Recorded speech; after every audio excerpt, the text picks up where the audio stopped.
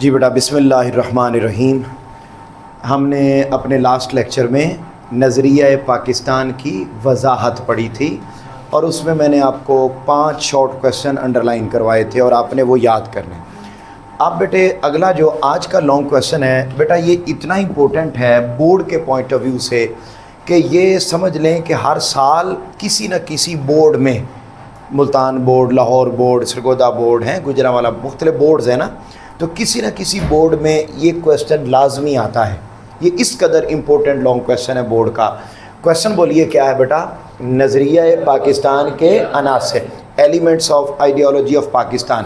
بیٹا elements, عناصر، میں آپ کو آسان لفظوں میں سمجھا رہا ہوں۔ وہ بیٹے یہ پوچھنا چاہ رہا ہے کہ پاکستان کیوں بنایا، کن باتوں کے لیے پاکستان بنایا؟ بولیے اس کا کیا مطلب ہے؟ پاکستان کن مقاصد کے لیے بنایا؟ پاکستان، یہ جو لاکھوں لوگوں نے قربانیاں دے کر میرے کہنے قائد اعظم محمد علی جناح کے کہنے پر اپنی جانوں کے نذرانے پیش کیے اور وہ پاکستان میں آ گئے، تو پاکستان بنانے کا مقصد کیا تھا؟ عناصر کا بیٹے دوسرا نام کیا ہوتا ہے؟ مقصد۔ کیوں بنایا پاکستان؟ تو آپ کی بک میں اس نے 5 مقاصد بیان کیے ہیں کہ ہم نے پاکستان ان 5 مقاصد کے لیے بنایا ہے۔ مثلاً آپ اپنی بک پر دیکھیں گے تو بیٹے پہلا پوائنٹ جو اس نے یہاں پر ذکر کیا ہے وہ ہے عقائد۔ بولیے کیا بیٹے؟ عقائد۔ اس کے آگے کچھ چیز رکھ دو۔ عقائد مین بیلیفز۔ بیٹے ہم جب انڈیا میں رہتے تھے، یعنی بر صغیر میں رہتے تھے، تو اس وقت ہم اپنے عقائد کے مطابق زندگی بسر نہیں کر سکتے تھے۔ قائد اعظم محمد علی جناح نے اس لیے پاکستان بنایا تاکہ ہم پاکستان میں اپنے بیلیفز، اپنے عقائد کے مطابق زندگی کو بسر کر سکیں۔ اب ذہنوں میں سوال پیدا ہوتا ہے کہ ہمارے عقائد ہیں کون سے جن کی وجہ سے ہم نے کیا بنایا ہے؟ بولیے نا، شاباش، جن کی وجہ سے ہم نے کیا بنایا؟ تو وہ کہتے ہیں ہمارے عقائد ہیں 5۔ بولیے کتنے عقائد ہیں؟ 5۔ اب یہاں دیکھیے بیٹا، یہ پہلی لائن میں ہی عقائد لکھے ہوئے ہیں، آپ نے اس کے اوپر ہیڈنگ لکھنی ہے بیٹا۔ اب اس میں نیچے، یعنی یہ تو مین ہیڈنگ ہو گئی، تو نیچے سب ہیڈنگز آتی جائیں گی۔ سب سے پہلے بیٹا آپ پہلی لائن پر ہیڈنگ لکھیں گے عقائد اسلام، بیلیفز آف اسلام۔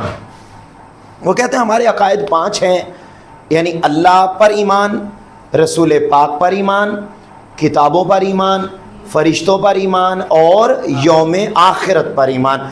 یہ بیٹا 5 ہمارے عقائد ہیں، اور ان عقائد کے مجموعے کو بولیے کیا کہا جاتا ہے؟ ایمان۔ یہ بیٹے شارٹ کویسچن بھی ہے، آپ سے پوچھا جائے گا کہ ایمان سے کیا مراد ہے، تو آپ نے یہ نہیں لکھنا کہ ہمارے محلے میں فلاں کی بیٹی کا نام ایمان ہے، ٹھیک ہے، یا مسجد میں علامہ صاحب ایمان کا بڑا ذکر کرتے ہیں، تو یہ نہیں۔ ایمان بیٹے وہ پھر سمجھو کویسچن کیا ہے۔ کویسچن ہمارا یہ، پاکستان کیوں بنایا، کیا مقصد تھا؟ کہتا ہے پہلا مقصد ہے کہ ہم وہاں پر اپنے عقائد کے مطابق زندگی بسر نہیں کر سکتے تھے، ہم نے اپنے عقائد کو اون کرنے، اپنی لائف میں پریکٹس کرنے، عقائد کے مطابق زندگی بسر کرنے کے لیے ہم نے پاکستان بنایا۔ ہمارے عقائد 5 ہیں، کون کون سے بیٹا؟ عقیدہ توحید، عقیدہ رسالت، عقیدہ ملائکہ، عقیدہ کتب اور عقیدہ آخر۔ یہ ہمارے 5 عقائد ہیں، ان کے مطابق ہم زندگی بسر کرنا چاہتے تھے، اور ان 5 عقائد کے مجموعے کو کیا کہا جاتا ہے؟ ایمان کا۔ تو ہم ان کے مطابق زندگی بسر کرنا چاہتے تھے۔ اب بیٹے یہ جو 5 عقائد بیان کیے، پھر میں لکھ رہا ہوں یہاں کون کون سے ہیں؟ عقیدہ توحید، نمبر 2 عقیدہ رسالت، belief on oneness of God, belief on prophethood, number 3 belief on angels, عقیدہ ملائکہ، نمبر 4 عقیدہ کتب، بلیف آن ہولی بکس، اور نمبر 5 بیٹے belief on life after here, عقیدہ آخرت۔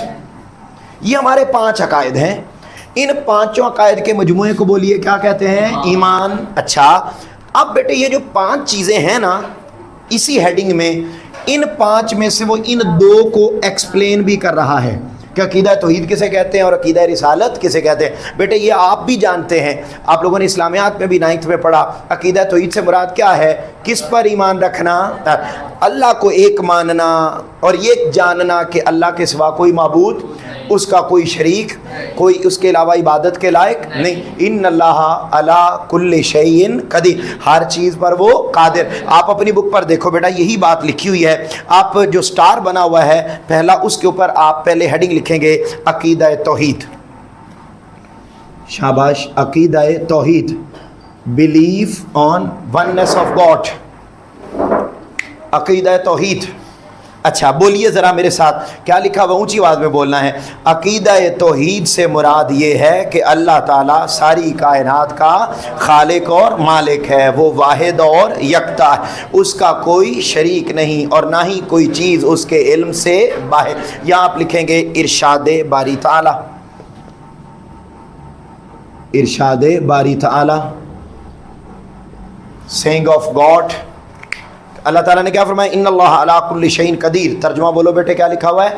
بے شک اللہ ہر چیز پر قادر ہے. پھر آپ نے اگلی آیت کا ترجمہ لکھ رہا ہے, انی جاعل فی الارض خلیفہ. کیا ترجمہ ہے بیٹا؟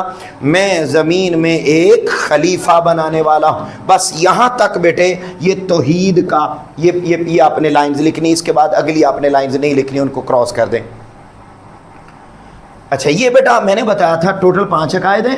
میری بات کو فالو کر رہے ہیں میرے بیٹو؟ سمجھ رہے ہیں نا؟ 5 عقائد ہیں. ان میں سے اس ہیڈنگ میں اس نے کتنوں کو ایکسپلین کیا؟ 2 کو. پہلا ہم نے پڑھ لیا, جان گئے بیٹے عقیدہ توحید کیا ہوتا ہے, کوئی پرابلم تو نہیں ہے. اگلا بیٹے آ گیا عقیدہ رسالت. یہ بھی آپ جانتے ہیں کیا مطلب ہے عقیدہ رسالت کا؟ تمام رسولوں پر ایمان, ان کے ایمان لانے میں کسی قسم کا کوئی شک و شبہ نہ کرنا. پھر بیٹے یہ بھی عقیدہ رسالت ہے کہ حضرت محمد صلی اللہ علیہ وسلم اللہ کے سچے نبی اور رسول ہیں. اور کون سے رسول ہیں؟ آخری رسول. بیٹے اس کو کہتے ہیں عقیدہ رسالت. اچھا اگلی ہیڈنگ لکھو عقیدہ رسالت, اگلے پیراگراف پر. بہت آسان لانگ کویسچن, بہت آسان, ساتھ ساتھ یاد ہو رہا ہے آپ کو ماشاءاللہ. عقیدہ رسالت, بلیف آن پروفیٹہڈ. میرے بیٹو ذرا یہ بھی بول لیں میرے ساتھ, کیا لکھا ہوا؟ کہتے ہیں جی عقیدہ رسالت کا میں شارٹ بیٹے آپ سے ریڈ کرواتا ہوں. یعنی ہر وہ لائن اگر میں کبھی بتانا بھول جاؤں نا کہ اس لانگ میں شارٹ کون کون سے ہیں, تو اس کا سادہ طریقہ ہے, جو لائنز میں آپ سے ریڈ کرواؤں نا سمجھ جانا یہ کیا ہے. جو لائنز میں آپ سے ریڈ کرواؤں, ٹھیک ہے, وہ کون سی ہوں گی بیٹا؟ شارٹ. تو بس یہ دیکھ, اب یہ آپ ریڈ کر رہے ہیں بیٹے, باہر والا دروازہ بھی بند کروائیں, بارش کی وجہ سے اس کو بند کریں. جی چلیں آپ آگے پڑھتے رہیں. جی بیٹا بولیے ذرا کیا لکھا ہوا ہے؟ عقیدہ رسالت کا مطلب ہے تمام رسولوں پر ایمان لانا. دائرہ اسلام میں آنے کے لیے لازم ہے کہ رسالت کو دل و جان سے تسلیم کیا جائے اور کسی بھی اعتبار سے شک و شبہ نہ کیا جائے. قرآن مجید اور اسوہ رسول کو سرچشمہ ہدایت ماننا اور حضرت محمد رسول اللہ صلی اللہ علیہ وسلم کو اللہ کا آخری رسول اور نبی ماننا, یہ یقین اور ایمان رکھنا کہ آپ کے بعد کوئی نبی نہیں آئے گا, عقیدہ رسالت کا لازمی جز ہے. اور جو اس کا انکار کرے وہ مسلمان نہیں. بتائیں بیٹے کوئی مشکل بات ہے؟ وہی بات ہے جو ہم آلریڈی پہلے سے جانتے ہیں, اس کو اپنے ایز اٹ از یاد کر لینا ہے. یہ بیٹے تھا پاکستان بننے کا پہلا مقصد کہ ہم اپنے ان عقائد کے مطابق زندگی کو بسر کر سکیں. بولیے کتنے مقاصد ہیں ٹوٹل؟ 5 نا, ان میں سے پہلا کلیئر ہو گیا. بیٹے دوسرا مقصد بولیے کیا لکھا ہوا ہے بک والے نے؟ چلے اس کا دوسرا نام اس نے یہاں لکھ دیا اس مرتبہ بک میں, عبادات. اس کو انگلش میں ہم نام دیتے ہیں پریئرز. کیا ادھر کون سے لکھے ہیں جی اس نے؟ ہاں وہی نا, میں آپ کو بتاتا ہوں, کیونکہ پرانی بک میں یہ عبادات کی جگہ پہ ارکان اسلام لکھا ہے. کیوں لکھا گیا تھا؟ کیونکہ بیٹے عبادات کا دوسرا نام ہے ارکان اسلام, اور ارکان اسلام کو انگلش میں پلرز آف اسلام کہتے ہیں. پلرز آف اسلام. اچھا اب میرے پترو بالکل آسان, مجھے بتائیے ہمارے عقائد کتنے ہیں؟ تو ہمارے ارکان یا ہماری عبادات بھی کتنی ہیں؟ 5۔ اچھا بیٹے، تو ہم یہ بات کر رہے تھے کیونکہ بارش ہو رہی ہے، دیکھیں کتنے عظیم لوگ ہیں آپ کہ آپ بارش میں پڑھ رہے ہیں، واہ واہ واہ، اور اس سے عظیم تو میں ہوں نا کہ جو بارش میں بھی پڑھا رہا ہے، ٹھیک ہے، انجوائے نہیں کر رہا۔ اچھا تو یہاں پر بیٹے دیکھو ہم بات یہ کر رہے تھے عبادات، پریئرز۔ اچھا ہماری عقائد 5 ہیں تو ہماری عبادات بھی 5 ہیں۔ عبادات 5 کون کون سی؟ نمبر 1 توحید و رسالت، جسے بولتے ہیں کلمہ شہادت۔ بولیے پہلا کیا ہے؟ توحید و میں آپ کو یہاں پر لکھ کے بھی سمجھاتا ہوں، ذرا میرے ساتھ رہیے گا، آپ کو سمجھ آ جائے گی بیٹا۔ ہمارے جو ارکان ہیں یا عبادات ہیں وہ 5 ہیں۔ پہلی کو کہتے ہیں توحید و رسالت، اور اس توحید و رسالت کا ایک نام ہے کلمہ شہادت۔ نمبر 2 نماز، نمبر 3 زکوٰۃ، نمبر 4 روزہ، اور نمبر 5 حج۔ یہ ہماری 5 عبادات ہیں۔ اچھا اب وہ کہتے ہیں ہم نے پاکستان اس لیے بنایا تاکہ ہم اپنی عبادات کے مطابق اپنی زندگی کو بسر کر سکیں۔ اب اس نے بیٹے اس ہیڈنگ میں توحید و رسالت کو ایکسپلین نہیں کیا۔ کیوں نہیں کیا؟ کیونکہ وہ پہلے کر چکا ہے۔ ان کو وہ ایکسپلین کرتا ہے، اور میں نہیں سمجھتا کہ آپ کو ان کا پتہ نہ ہو کہ یہ کیا ہے، ٹھیک ہے؟ تو اپنی بک پر آئیں اور ذرا دیکھیں، بس ہم نے اس کو اس کے اعتبار سے دیکھنا ہے۔ تو دیکھیے میرا پتر، سب سے پہلے تو آپ لکھیں گے پہلا رکن، پہلی لائن پر پہلا رکن، فرسٹ پلر، اور یہ بورڈ کا MCQs ہے، بورڈ کا MCQs کہ اسلام کا پہلا رکن کون سا ہے؟ بولیے ذرا آپ ہی بتائیں بیٹا دیکھ کے، کون سا ہے؟ توحید و رسالت اسلام کا پہلا رکن ہے۔ یہاں ہیڈنگ لکھو دوسرا رکن، سیکنڈ پلر۔ دوسرا پلر بیٹے ہے نماز، انڈرلائن کر لیں MCQs، نماز ہے، اور قرآن مجید نے اللہ میں بے شمار مقامات پر نماز پڑھنے کا حکم دیا، اور وہ بھی وقت مقررہ پر وقت نماز پڑھنے کا حکم دیا۔ اور کیا ارشاد فرمایا؟ ان الصلاۃ کانت علی المؤمنین کتابا موقوتا۔ ترجمہ بولو بیٹے، بے شک نماز مومنوں پر مقررہ وقت پر فرض کی گئی۔ اس کے بعد آپ اگلی لائن میں دیکھیں گے تو آپ کو تیسرا رکن لکھا ہوا نظر آئے گا، وہاں پہ ہیڈنگ لکھیں تیسرا رکن، تھرڈ پلر۔ شاباش۔ تیسرا رکن بیٹے کون سا ہے اسلام کا؟ زکوٰۃ، انڈرلائن MCQs، زکوٰۃ۔ یہاں ہیڈنگ لکھو زکوٰۃ کے فائدے،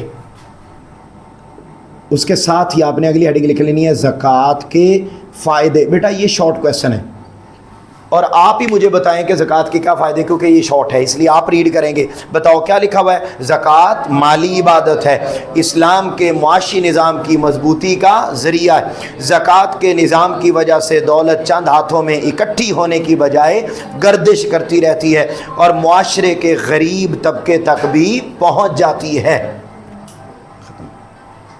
کیا؟ معاشرے کے غریب طبقے تک بھی پہنچ جاتی ہے۔ یہ بیٹا اس کا اگلا اور امپورٹنٹ اور اہم ترین یہ ایک شارٹ کویسچن ہے جو آپ سے پوچھا جائے گا۔ اب اس کے بعد بیٹے ہم اگلے پیراگراف پر آتے ہیں، تو آپ کو چوتھا رکن لکھا ہوا بھی نظر آ رہا ہوگا، وہاں آپ لکھیں گے چوتھا رکن، فورتھ پلر۔ بیٹے چوتھا رکن ہے روزہ۔ آپ جانتے ہیں یہ سال میں ایک مرتبہ فرض ہے، اور یہ بہترین اللہ کے قریب ہونے کا بہترین ذریعہ ہے۔ اس کے بعد اگلا لکھیں گے پانچواں رکن۔ بیٹے آپ نے جب یہ لانگ کویسچن اٹیمپٹ کرنا ہے تو آپ نے انہی ہیڈنگز کے ساتھ ہی اٹیمپٹ کرنا ہے۔ ففتھ پلر، پانچواں رکن۔ تو پانچواں رکن کون سا ہے بیٹے؟ حج۔ انڈرلائن کریں، یہ ہر صاحب استطاعت بندے پر فرض ہے، اور زندگی میں ایک مرتبہ فرض ہے، جس میں کیا پکارا جاتا ہے؟ لبیک اللہم لبیک پکارا۔ یہ ہو گیا بیٹے۔ اس کے بعد آگے چلیں، یہ تو ہو گئے دو مقاصد کہ پاکستان کیوں بنایا۔ تو بیٹے ہم یہ کام وہاں نہیں کر سکتے تھے، اس لیے ہم نے پاکستان بنایا کہ ہم یہ کام کر سکیں۔ اگلا پوائنٹ میرے پترو وہ ہے قانون کی حکمرانی۔ جی، سپریمیسی آف لا۔ پاکستان ہم نے، یا جس کو دوسرا نام دیا جاتا ہے رول آف لا، انگلش میں رول آف لا۔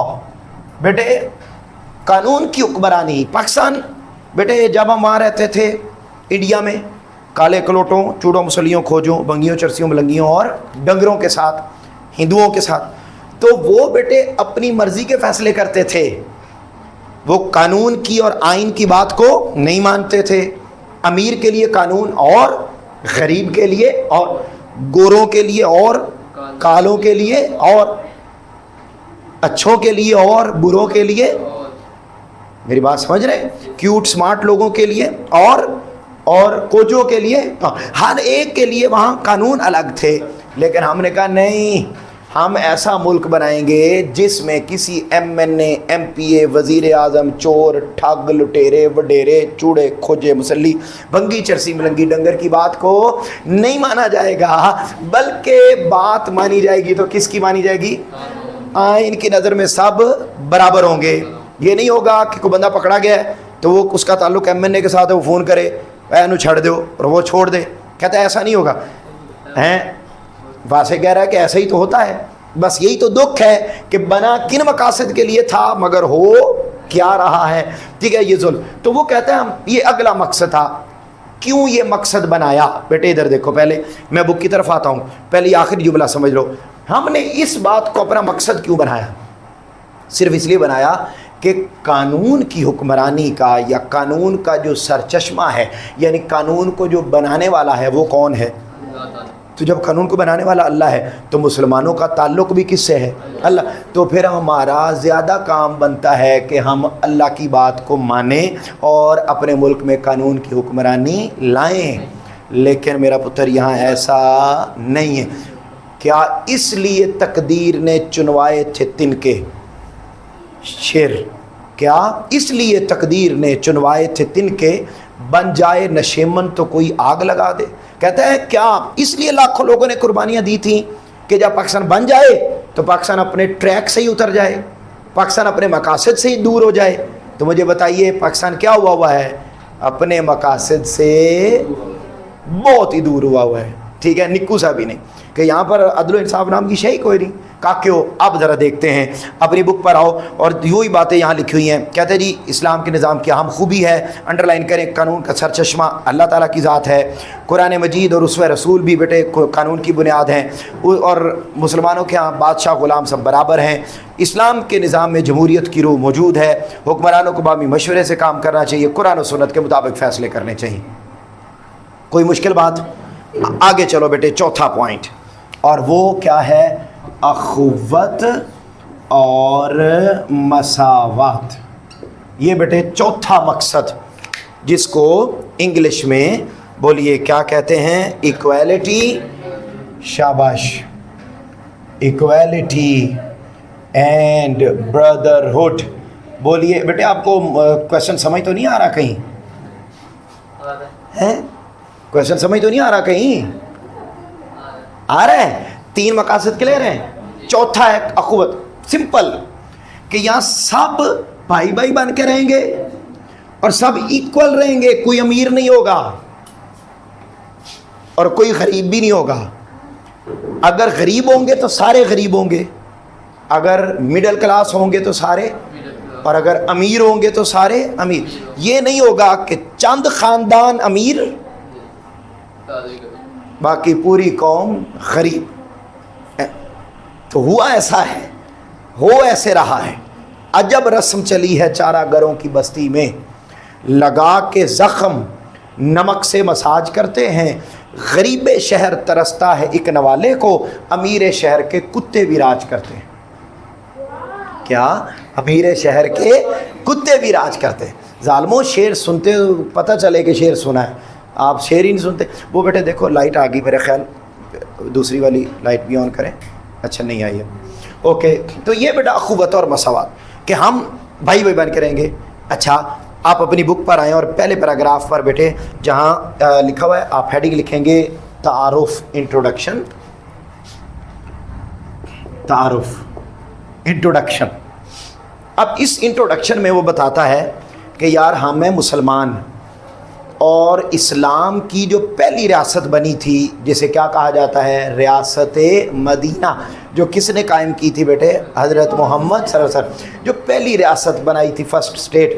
تو اس کی بنیاد انڈر لائن کریں بیٹا، کہتے ہیں دوسری لائن میں لکھا ہوا ہے مواخات مدینہ، ٹھیک ہے جی، اس پر بنیاد رکھی گئی تھی اسلام سے پہلے اس اصول کی شدید کمی تھی، لوگ ایک دوسرے کی جان کے دشمن تھے، لیکن جب آقا علیہ السلام آئے تو آپ نے بیٹے یتیموں، بیواؤں، نداروں پر شفقت کی تلقین کی، آپ نے اخوت اور مساوات کا درس دیا، آپ نے معاشرے میں بھائی چارے اور مساوات کی فضا کو قائم کیا، آپ نے زکوٰۃ اور خیرات کے نظام کو وضع کیا، انڈرلائن کریں، سود کو حرام قرار دیا۔ یہ شارٹ کویسچن ہے، آپ سے پوچھا جائے گا سود کیوں حرام قرار دیا؟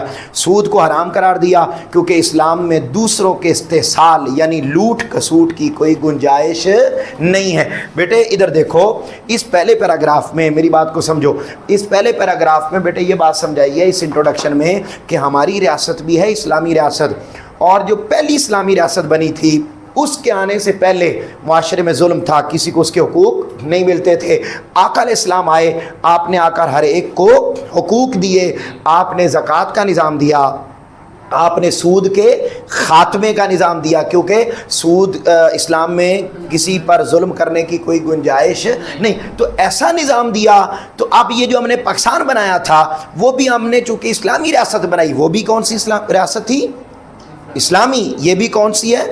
تو اس لیے ہم نے یہ رول اپنایا کہ یہاں پر بھی کیا ہوگا؟ اخوت اور مذہب۔ اور یہ اصول کیوں رکھا؟ کیونکہ آقا علیہ السلام نے ارشاد فرمایا ہے۔ بیٹے ہیڈنگ لکھو اگلے پیراگراف پر، آقا علیہ السلام نے، آپ ہیڈنگ لکھیں گے اخوت اور ارشاد نبوی صلی اللہ علیہ وآلہ وسلم، brotherhood and saying of holy prophet. تو بیٹے آقا علیہ السلام نے کیا ارشاد فرمایا ہے؟ دوسری لائن میں پڑھو میرے ساتھ، حضور اکرم صلی اللہ علیہ وسلم کا ارشاد ہے کیا؟ ایک مسلمان دوسرے مسلمان کا بھائی، وہ اس کے ساتھ خیانت نہ کرے اور نہ اس کے ساتھ جھوٹ بولے۔ آپ نے کینہ اور حسد سے باز رہنے کا درس دیا، لہٰذا مسلمانوں کو چاہیے کہ وہ اتفاق سے رہیں اور ایک دوسرے کی مدد۔ بیٹے یہ لائنیں آپ نے پڑھی ہیں تو یہ کیا ہیں؟ انڈرلائن کر لو۔ پھر اگلی ہیڈنگ، صرف آقا علیہ السلام نے نہیں بلکہ آقا علیہ السلام کے بعد بھی پھر جتنے مسلم لیڈر آئے انہوں نے اخوت کی بات کی۔ آپ اگلی پر ہیڈنگ لکھیں گے مساوات اور اقبال، ایکویلٹی اینڈ اقبال۔ بیٹے علامہ اقبال نے بھی یہی بات کہی کہ ہمیں آپس میں پیار محبت کے ساتھ رہنا چاہیے اور اس اصول کے ساتھ رہنا چاہیے کہ لڑائی معاف کرو، علیحدہ کار صاف کرو، ٹھیک ہے؟ ہمیں اس طریقے سے رہنا چاہیے۔ اور کیا شعر ہے بیٹے، بولیے گا ذرا؟ ایک ہی صف میں کھڑے ہو گئے محمود و ایاز، نہ کوئی بندہ رہا نہ کوئی بندہ نوا۔ مجھے آپ بتائیے، جب مسجد میں نماز میں کھڑے ہوتے ہیں لوگ تو امیر آگے کھڑے ہوتے ہیں، غریب پیچھے کھڑے ہوتے ہیں، یا سب برابر کھڑے ہوتے ہیں؟ کہتے ہیں جب اس مسجد میں سب برابر ہوتے ہیں تو پھر باہر بھی سارے برابر ہیں۔ پھر بیٹا یہی کانسیپٹ آقا علیہ السلام نے اپنی زندگی کی آخری سپیچ میں بھی دیا۔ اس شعر کے بعد والی لائن پر آپ ہیڈنگ لکھیں گے خطبہ حجۃ الوداع، خطبہ حجۃ الوداع، جی، last sermon of holy prophet, last sermon of holy profit.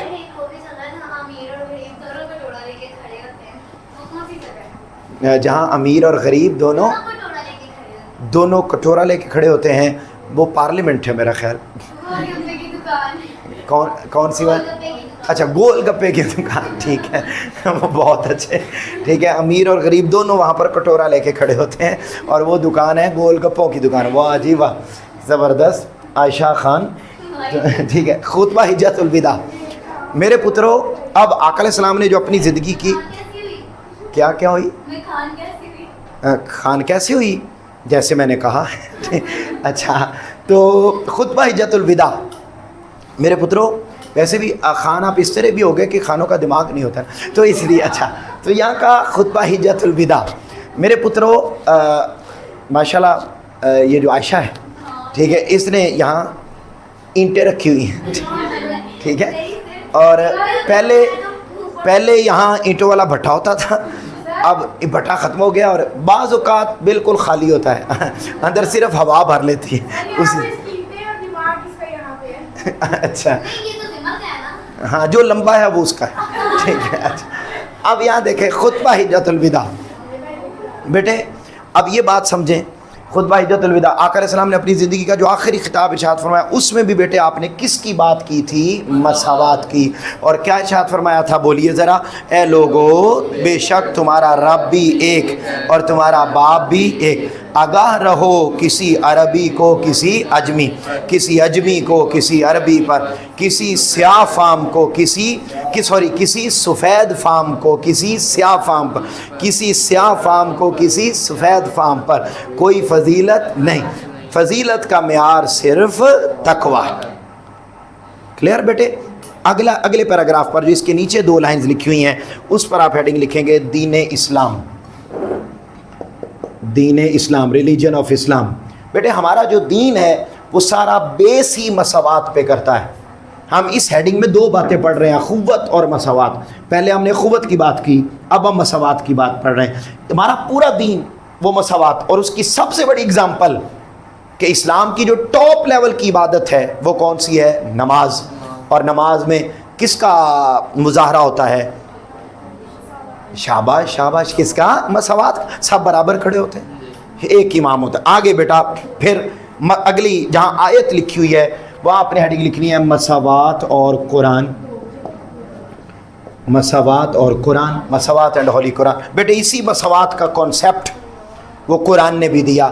اور کیا ارشاد فرمایا؟ یا ایھا الناس انا خلقناکم من ذکر و انثی وجعلناکم شعوبا وقبائل لتعارفوا ان اکرمکم عند اللہ اتقاکم. ترجمہ بیٹے بولیے. اچھا یہ جو لائنیں آپ بول رہے ہیں یہ کیا ہیں؟ شارٹ ہیں. یہ بھی شارٹ. اور بولو ترجمہ کیا ہے؟ اے لوگو بے شک ہم نے تمہیں ایک مرد اور ایک عورت سے پیدا فرمایا اور ہم نے تمہیں مختلف قومیں اور قبیلے بنایا تاکہ تم ایک دوسرے کو پہچان سکو. بے شک اللہ کے نزدیک تم میں زیادہ عزت والا وہ ہے جو تم میں پرہیزگار. یعنی آپ دیکھیں کہ یہ جو ارائیں جٹ بٹ یہ جو ہمارے قبیلے اور خاندان بنے ہوئے ہیں یہ بڑا ثابت کرنے کے لیے نہیں بلکہ جسٹ فار لتعارفوا، جسٹ فار یور انٹروڈکشن، تعارف کے لیے کہ ایک دوسرے کی پہچان ہو سکے. لہذا اسلام میں نو ڈسکریمنیشن، بلکہ اسلام میں کیا ہے؟ مساوات. اگلا آخری پوائنٹ اور وہ ہے بیٹے عدل و انصاف. ہم نے پاکستان اس لیے بنایا کہ یہاں پر عدل و انصاف ہوگا. جسٹس کیا ہوگا؟ جسٹس. یا میں کہتا ہوں جی کمال لیول کا جسٹس ہمارے ملک میں پایا جاتا ہے. ٹھیک ہے ہاں جی، بہت شکریہ بیٹے. میں نے نئی لی ہیں، پیسے لگائے ہیں. میں نے کہا کہ اپنے اوپر بھی خرچ کرنے چاہیے. ہاں اتنے پیسے لگائے ہیں اور پھر بھی یعنی کہ اچھی نہ لگے تو پھر تو ظلم ہے نا. پہلے نمبر پر تو شکریہ شکریہ شکریہ کہ آپ نے اس پر اچھا کمنٹ کیا ہے. حالانکہ زیمل سے اچھے کمنٹ کی امید کوئی نہیں کسی، ٹھیک ہے، لیکن کر دیا ہے. تھینک یو بیٹا. اچھا عدل و انصاف، جسٹس. اب عدل، اچھا اب پہلے پیراگراف پر آئیں اور یہاں ہیڈنگ لکھیں گے عدل و انصاف کا تقاضا. عدل و انصاف کا تقاضا بڑا اہم پوائنٹ ہے. آپ کو پتہ ہے ہمارے ملک میں بھی بیٹے ہمیشہ حکمران کہتے ہیں کہ ہمارے ملک میں عدل و انصاف ہے. کہتے ہیں یا نہیں کہتے؟ ہے نہیں ہے، لیکن کہتے یہی ہیں کہ ہیں. اس پہلے پیراگراف میں نا بیٹے اس نے یہ بتایا ہے کہ آپ نا ذرا یہ باتیں دیکھ لیں جو یہاں لکھی ہوئی ہیں. اگر تو یہ ہیں تو سمجھ جائیں کہ آپ کے ملک میں عدل و انصاف ہے، اور اگر یہ باتیں نہیں ہیں تو پھر یہ بک بک کرنا چھوڑ دیں کہ ہمارے ملک میں عدل و انصاف ہے. بیٹے وہ کیا ہیں دیکھیں. کہتے ہیں جی عدل و انصاف کا تقاضا یہ ہے کہ ہر ایک کو اس کا حق ملے. پہلا پوائنٹ. نمبر 2، کسی کا حق غصب نہ ہو. غصب کہتے ہیں چھینا جانا. پھر سزا کے خوف سے کوئی بے ایمانی یا ناانصافی کا مرتکب نہ ہو. طلوع اسلام سے پہلے بے ایمانی کا راج تھا، کمزور کو سزا دی جاتی. اسلام نے آ کے عدل و انصاف کا بول بالا کیا، معاشرے میں عدل و انصاف کی فضا قائم کی اور عدل و انصاف معاشرے کی اہم ضرورت بن گیا. مجھے آپ بتائیے ہمارے ملک میں ہر ایک کو اس کا حق ملتا ہے؟ کیا ہر ایک کے حقوق چھینے نہیں جاتے؟ ظلم. تو اس کا مطلب ہے کہ ہمارے ملک میں عدل و انصاف نہیں ہے، لیکن تقاضا یہ ہے کہ یہ چیزیں ہونی چاہیے. اگلے پیراگراف پر آئیں اور ہیڈنگ لکھیں گے عدل و انصاف کی ضرورت. عدل و انصاف کی ضرورت. کسی بھی معاشرے کے لیے عدل و انصاف کی ضرورت سے انکار نہیں کیا جا سکتا. زندگی کے ہر شعبے میں عدل و انصاف کی ضرورت ہے، اور عدل و انصاف کے نفاذ کو ممکن بنانا، انڈر لائن کریں، یہ عدالتی نظام کی ذمہ داری ہے. عدالتوں کا کام ہے کہ وہ پورے ملک کو عدل و انصاف فراہم کریں. یہاں ہیڈنگ لکھیں ضروری عوامل، امپورٹنٹ ایلیمنٹس. اب اس میں یہ بھی بیٹے ایک شارٹ کویسچن ہے. ضروری عوامل کیا چیزیں ہوں معاشرے میں تو لوگوں کو عدل و انصاف مل سکے گا؟ بیٹے 3 چیزیں لکھی ہوئی ہیں. نمبر 1 عدالتوں کا آزاد ہونا. بولو کیا؟ عدالتوں کا آزاد ہونے کا کیا مطلب ہے؟ کہ پہلے عدالتوں کو رسے باندھے ہوئے ہیں تو رسے کھول دو. کیا مطلب ہے عدالتوں کے آزاد ہونے کا؟ کہ ان پر کسی MNA کا، کسی MPA کا، کسی وڈیرے کا، کسی چیف منسٹر کا، کسی وزیر اعظم کا، کسی صدر کا پریشر نہ، کسی ادارے کا پریشر نہ ہو. وہ آزادی سے اپنی دادی کے ساتھ فیصلے کرے. ٹھیک ہے، نمبر 1. نمبر 2 ججوں پر کسی قسم کا سیاسی دباؤ نہ ہو. وہی بات. تیسرا کیا لکھا ہوا ہے؟ قانون کا اطلاق سب پر یکساں ہو. ٹھیک ہے، سب پر یکساں. اوکے، پھر کہتے پھر سب کے. اب اگلے پیراگراف پر ہیں، وہاں لکھیں عدل و انصاف اور اسوہ حسنہ. بات کو ختم کر رہے ہیں ہم. عدل و انصاف اور اسوہ حسنہ. بیٹے آقا علیہ السلام عدل و انصاف کا پیکر تھے. ایک بڑا مشہور واقعہ ہے جو آپ لوگوں نے پڑھا ہوا ہے پہلے. آقا علیہ السلام کے زمانے میں ایک فاطمہ نامی عورت تھی، اس نے چوری کر لی. وہ امیر گھرانے کی تھی. صحابہ کرام آئے اور آ کے سفارش کی کہ یا رسول اللہ اس نے چوری تو کی ہے لیکن آپ اس کے ہاتھ نہ کاٹیں. تو آقا علیہ السلام نے کیا ارشاد فرمایا؟ بیٹے آپ بولو ذرا، کیا ارشاد فرمایا؟ تم سے پہلے قومیں اسی لیے برباد ہو گئیں کہ ان میں جب کوئی بڑا آدمی جرم کرتا اسے سزا دی جاتی، اور اگر کوئی چھوٹا آدمی جرم کرتا تو اس پر حد لاگو کی. حد کا مطلب ہے سزا لاگو کر دی جاتی. اللہ کی قسم اگر فاطمہ بنت محمد صلی اللہ علیہ وسلم بھی چوری کرتی تو میں اس کے ہاتھ بھی. آخری لائن پر لکھو خلاصہ کلام، کنکلوژن. خلاصہ کلام بیٹے یہ ہے کہ اگر ہم عدل و انصاف کا مظاہرہ کریں گے تو ہمارا ملک ترقی کرے گا، ادروائز ہمارا ملک ترک جائے گا. یہ نو اباؤٹ ترک جانا، ٹھیک ہے، تباہ و برباد ہو جانا. مجھے آخری آدھا منٹ دے دیں صرف. مجھے یہ بتائیں پاکستان بنانے کے کتنے مقاصد ہیں؟ 5. پہلا کیا ہے؟ عقائد کتنے ہمارے؟ 5. ان کی تفسیر پڑھ لی ہم نے. ارکان یا عبادات کتنی ہماری؟ 5. میرا پتر پڑھ لی ساری؟ کلیئر. اچھا، ہم نے پڑھا تیسرا مقصد کیا؟ قانون کی حکمرانی، کہ یہاں پر سب قانون کی نظر میں برابر ہیں، کوئی امیر غریب نہیں. کیوں قانون کی حکمرانی کا سرچشمہ کون ہے؟ اللہ تھا. بیٹے اگلا مقصد کیا؟ اخوت اور مساوات. ہم نے پڑھا کہ یہ اخوت اور مساوات کا کانسیپٹ کس ریاست سے آیا؟ ریاست مدینہ، کہ جب اسلام کے آنے سے پہلے ظلم تھا، آقا علیہ السلام نے آ کے اس کو ختم کیا. پھر آقا علیہ السلام نے باقاعدہ تعلیم دی کہ تمام مسلمان آپس میں وہ اس سے جھوٹ، کینہ اور حسد دل میں نہ رکھے. آپ اقبال نے بھی کیا کہا؟ ایک ہی صف میں کھڑے ہو گئے محمود و عیا، نہ کوئی بندہ رہا نہ کوئی بندہ نہ. ہم آقا علیہ السلام نے بھی خطبہ حجۃ الوداع میں یہ ارشاد فرمایا کہ کسی عربی کو اجمی پر. پھر بیٹا ہمارا دین اسلام بھی سارا مساوات پر ہے. مساوات، اور قرآن بھی یہی ہے کہ یہ جو قبائل بنائے ہیں آپ کے، قومیں بنائی ہیں، یہ تعارف کے لیے بنائی ہیں، یہ بڑا چوڑا ہونے کے لیے نہیں بنائی. بیٹے 5واں مقصد کیا تھا؟ عدل انصاف کا تقاضا کیا ہے؟ کہ کسی کا حق چھینا، ہر ایک کو حق اس کا دیا جائے. بیٹے عدل و انصاف کی ضرورت سے انکار، ہر شعبے میں اس کی اہمیت مسلمان. عدل و انصاف کے لیے کتنی چیزوں کا ہونا ضروری ہے؟ 3. کیا کیا بیٹے؟ عدالتیں آزاد، جج آزاد، اور ہر ایک پر قانون کا اطلاق ہونا. اور آقا علیہ السلام کا اسوہ بھی یہ ہے کہ آپ نے فرمایا اگر میری بیٹی فاطمہ بھی چوری کرتی تو میں اس کے بھی ہاتھ کاٹ دیتا. اور خلاصہ کلام یہ ہے کہ اگر ان اصولوں پر عمل کیا جائے تو ہمارا ملک ترقی کر. مجھے سچی سچی بتاؤ، یہ مشکل سوال ہے؟ میرے پتر اگلے لیکچر تک اس کو اچھے طریقے سے یاد کر کے آنا. اگر آپ اگلے لیکچر تک اس کو نہیں پڑھیں گے تو یہ آسان کویسچن بھی بھول جائے گا. اس لیے آج ہی گھر جا کے پڑھیں. اوکے جی, فی امان اللہ.